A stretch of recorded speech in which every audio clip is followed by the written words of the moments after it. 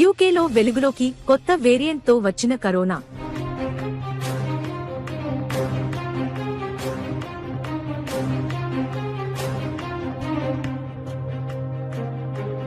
ప్రపంచవ్యాప్తంగా ఆందోళన వ్యక్తమవుతున్న నేపథ్యంలో దేశానికి వచ్చిన ప్రయాణికులు, సిబ్బందిలో 8 మందికి వైరస్ పాజిటివ్ గా నిర్ధారణ అయినట్టు అధికారులు వెల్లడించారు. పాజిటివ్ వచ్చిన వారంతా గత రాత్రి యూకే నుంచి దేశానికి చేరిన వారు.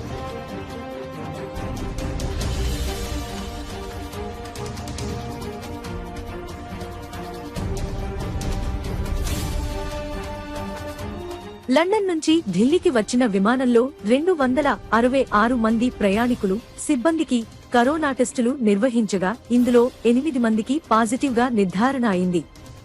అలాగే చెన్నైకి వచ్చిన వారిలో ఒకరు, పశ్చిమ బెంగాల్కు వచ్చిన వారిలో 2కి వైరస్ పాజిటివ్ గా తేలింది.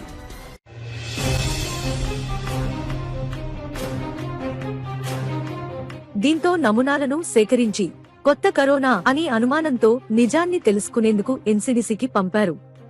అనంతరం వైరస్ సోకిన వారందరికీ సంరక్షణ కేంద్రాలకు తరలించారు.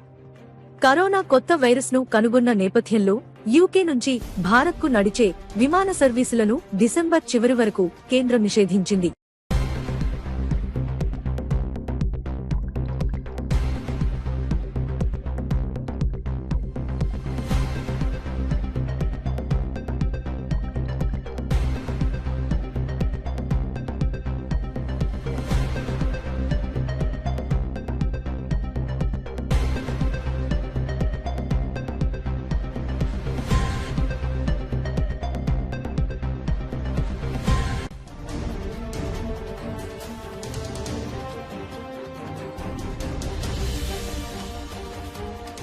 ఈ క్రమంలో మంగళవారం పెద్ద ఎత్తున యూకేలోని వివిధ ప్రాంతాల నుంచి భారత్కు చేరారు. వీరందరికీ అధికారులు కరోనా పరీక్షలు నిర్వహిస్తున్నారు. పంజాబ్ రాష్ట్రంలో అమృత్సర్ విమానాశ్రయంలో పెద్ద ఎత్తున పరీక్షల కోసం క్యూలో బారులు తీరారు. అలాగే వారి కోసం వచ్చిన బంధువులతో విమానాశ్రయం నిండిపోయింది. ఇదిలా ఉండగా చెన్నైలో లండన్ నుంచి వచ్చిన 14 మందిని పరిశీలనలో ఉంచారు.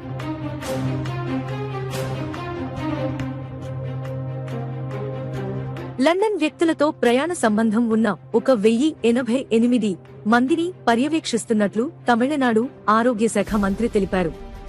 మరోవైపు పశ్చిమ బెంగాల్ ప్రభుత్వం స్వాస్థ్య భవన్లో కొత్త కరోనా పరిస్థితిపై సమీక్షించేందుకు సమావేశమవుతుందని ఆరోగ్య శాఖ వర్గాలు తెలిపాయి.